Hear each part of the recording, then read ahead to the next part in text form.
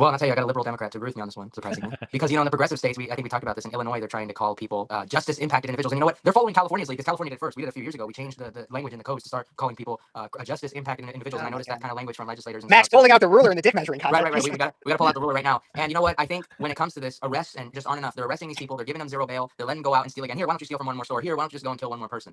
And I think what needs to happen is these people that own the stores just need to be able to shoot the thieves that go into their store. And I heard a liberal say, but what if they go and steal toilet paper? What if they're stealing toilet paper? That sounds harsh. Shoot the crap out of them. And I'll tell you why. Because if one guy goes down, then the rest of them hopefully learn not to steal. I think if they see one guy bleeding out on the floor, they're like, holy crap. And I think we should be courteous enough to put a sign outside of every store that says, if you steal, you will get shot. Watch out for gunfire. F around and find out. That's what the sign should say. Just like I think we should have a sign outside of every school that says, if you come on campus and you intend to harm the students, you will get shot. And I think that if we had that, it'll just take one person and no one will do it. And people say, well, a lot of people are going to die. You want a lot of people to die. I don't want people to die. The point is to use it as a deterrent. We're not aiming for people to die. But if you happen to die because you do it, well, then you deserve it. You deserve it for being a dumbass. I'm gonna put it that way. You deserve it. And so that's my take on that. I think that'll stop theft. I think theft will go down significantly. And I think it'll solve the problem.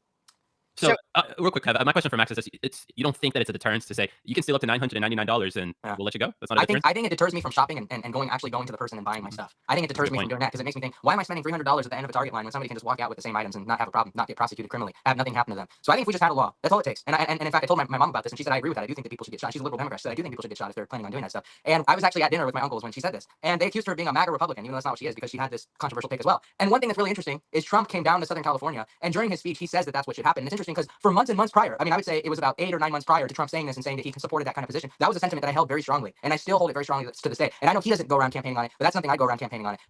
Eradicating theft. I don't know what you guys think, but I think it would be just a wonderful idea. So here's really what we get down to when we talk about this. Because I was thinking about this. So the way for everybody behind the scenes, if anybody wants to know what happens behind the scenes, is I was trying to come up with another topic for the show tonight. We could have gone with a lot of news stories or anything. There's a lot of things to talk about, but I wanted to know, since Max was coming on the show, I said, what's your most controversial opinion? And this is the one that he came up with. And I was surprised it was not like the first thing. I thought it was going to be like what's considered controversial nowadays. Men are not women and women are not men. I thought it was going to be, no, so this one surprised me. But I still got to say, Max, I'm mildly disappointed.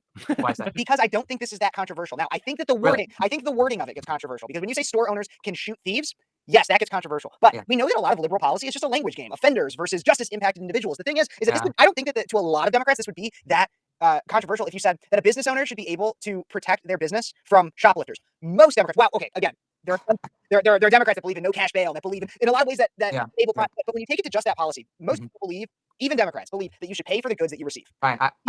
I meant to say future justice-impacted individuals. My point what I'm saying is if you're a future justice-impacted individual and you plan on doing something that will make you a future justice-impacted individual, you should get shot. You should expect to get shot. No, and so I'm not just so what I'm saying is the reason why I don't believe this is controversial is because and it's a great opinion, and I 100% agree with it. But I don't believe, because ultimately the opinion that you're holding is, and the sad thing is that if anybody does believe this is controversial, that's the sad thing. But it's because your ultimate opinion, the ultimate opinion that you're holding is, I believe in private property, and I believe in defending my private property, because the approximate opinion that you're also holding with this is stand your ground laws, or that if somebody were to come into my house and threaten my family, threaten myself, then I should be, like, if somebody were to just open my door, then I should be able to defend myself. Your opinion, this opinion is not controversial. The way in which it's framed, or the way in which it's stated, sounds controversial. That's the way. You're right. There's castle doctrine. There's defending property rights. There's protecting your family, protecting your livelihood, and those are things that I strongly believe in and believe that many Americans believe in. But like you said, just by the way that it's said, MSNBC or CNN could come out on me. I make the statement at a very big event, and then they could misconstrue everything that I'm saying and make it like I'm an extremist or I'm a fascist or I support genocide of black people or whatever. Just like any nonsense they can come up with, they will peddle it, they will run with it, and that's just what'll happen.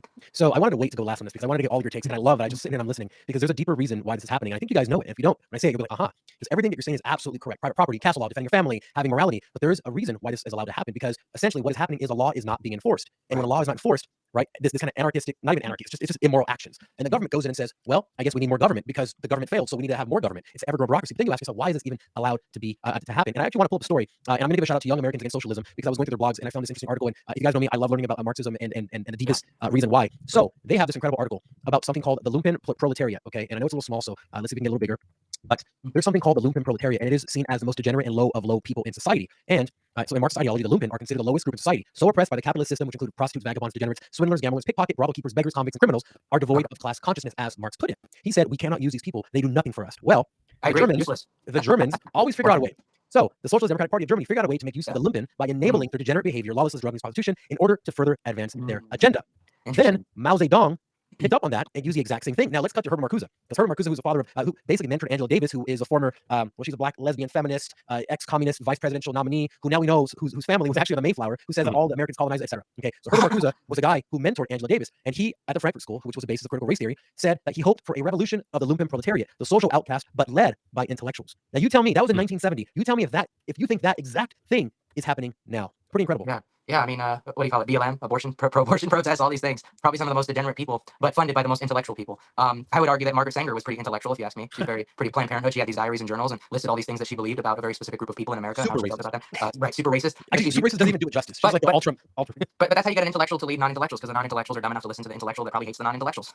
No, That's absolutely. not Well, his I was even thinking about this earlier today. I think it was not just Margaret Sanger thing, but the entire idea. And this is getting into a further thing, so I'll try to keep it brief. But the entire idea of intellectualism, of experts, of people in academia, everything like that. I've been told often that I think a lot, that I think too much, even in some cases. And that's not to say that I'm smart. My purpose for saying this is because there's a lot of people that think a lot, but the thing that makes somebody intelligent is what they're thinking about. Because there are a lot of people that think a lot of things, but there are a lot of bullshit and stupid shit. Like it's I want to clip. go on Twitter.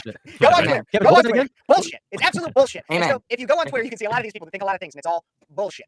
Amen. No, thank you for that, because like you said, everything is spearheaded by intellectuals, meaning that like so many people in this country believe that all truth comes from authority. Like that's why they don't research stuff. Like all truth comes from the top members of the top institutions, the top members of academia, the top people in the medical field. There's no science beyond that. There's nothing that can disprove any of these people. And many people will cite these people and say, well, because they have a doctoral degree that makes them correct, that's an appeal to authority, logical fallacy. You're assuming that truth comes from authority. And normally what that kind of mentality leads to is a regime, because that's what regimes believe, is that that's what people that love regimes believe, is that all truth comes from the regime. It cannot come from another source. It cannot. The state's always right. Max, I want to kind of circle back to the beginning of this segment. Sure. You chose, I feel like at least you choose your words pretty carefully. You don't group Democrats into a single basket. You call your mom a liberal Democrat, which is why you said she agrees with these certain talking points that may be perceived a little bit more conservative. Do you believe that there's a difference between, let's say, a liberal Democrat and a progressive Democrat? Or is this all the same stuff? I think that there are some differences. Yes, I do. I think that there are some fundamental differences. I think a liberal Democrat might have some concerns, like some valid concerns about the environment and whatnot. But I think that a progressive Democrat might go on about climate change and how we need to restrict people's freedoms and like, do these climate lockdowns and like how we need to all switch to electric vehicles. Whereas just, a pretty moderate kind of a Democrat will have some general concerns about, well, how do we farm and use less resources? How do we do these activities and use less resources? Not trying to be all controlling using the term climate change and, implement all these policies that are going to end up impacting people's choices. Yeah, I was going to just quickly say, Fabian, on this topic, do you believe that, like, I would say liberal Democrats align themselves more with the people on the right side who obviously understand that, like, store owners shouldn't be able to allow $900 or $1,000 worth of stuff be stolen out of there? And are liberal Democrats basically more aligned with conservatives than they are with progressives on this issue? You know what? I will have to say yes. I live in a state where the vast majority of people are concerned. I mean, there was a poll that came out from UC Berkeley showing that people, regardless of party in California, are relatively concerned about the direction that the state is heading in. This is Democrats and Republicans together. Now, I think, unfortunately, that the Democrats are getting what they deserve because, they're from their frame of view, they're voting for guys like Governor Gavin Newsom. And I'm always asking them, like, why are you voting for this guy? You say you don't like this guy, but you're voting for him. Why is that? And they say, well, because we don't want an extremist MAGA Republican. And I'm like, well, then you're getting what you deserve. That's what you're getting. You're getting a guy that's pro-criminal. You're getting a guy that's pro taking away your right to drive a gas vehicle. You're pro a guy that's, getting into all these budget deficits, that's taking your money and doesn't know how to spend it. So you're getting what you deserve. Here's what we should ask those people, and this is what I always ask people, because everyone has an idea of what a ultra MAGA conservative governor or whatever would be in office. The question that I always ask people whenever they make a statement like that, right, is I'm not going to assume I know what they mean or what they're scared of. I ask them, what would that look like to you? Right. Explain to me what an ultra MAGA governor, what would that look like? And allow them, most of the time, they're not going to know what the hell, they have no idea what to say. But what they say, you can say, okay, let's actually talk about that specific point, right? And this is how you have a conversation with people who have this preconceived notion of just the boogeyman is there. And if I don't vote for Newsom, it's going to be this ultra MAGA, right? Okay, well, what's a world like that look like?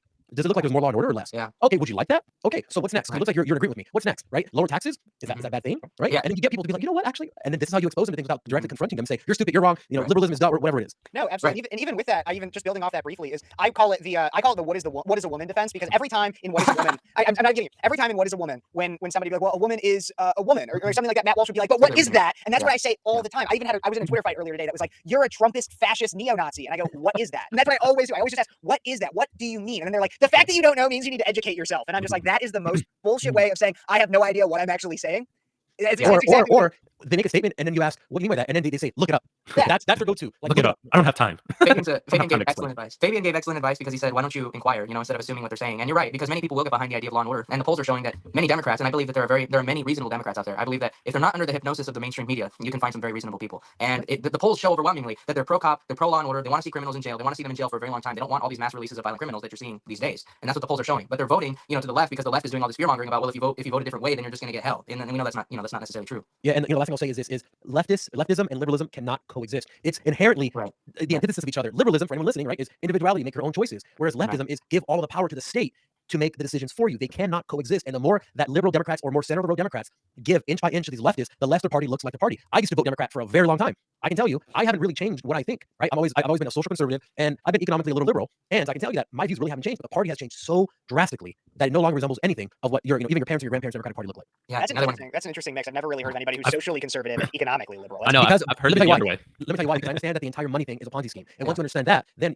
what I want is fundamental changes to happen to the monetary system to actually work for the people instead of us working to pay the interest of the rich welfare recipients, which is people who just earn all the interest. That is what I mean by economic liberal. I want everyone to be in control of their own finances and not be beholden on a Fed that can change policy whenever they want. Yeah, you sure you don't want to give me reparations for all the Mexicans that were killed in the Mexican-American War? Hey, you better give my family some too. We came from Cuba, so I'm sure we can sneak in somewhere. So we're good. And while you're at it, throw me some money for my family coming from the USSR. There you go. Kevin, we'll give you a little bit of our money because that's how. Yeah, I was gonna say my people coming out came of here. your pocket, My right? people came here because of the Irish potato famine, and so Oh. yeah, I'm not the colonizer either. People, like I'm just Well, it don't matter. We'll just throw you into bunches. You're white. Colonizers farms to grow potatoes. Yeah, That's- we have that's colonizer mentality, so that's you close enough. racist fucks. Like, There you go. It's bullshit, Kevin, right? it's bullshit, absolute bullshit. All right, speaking of other shit.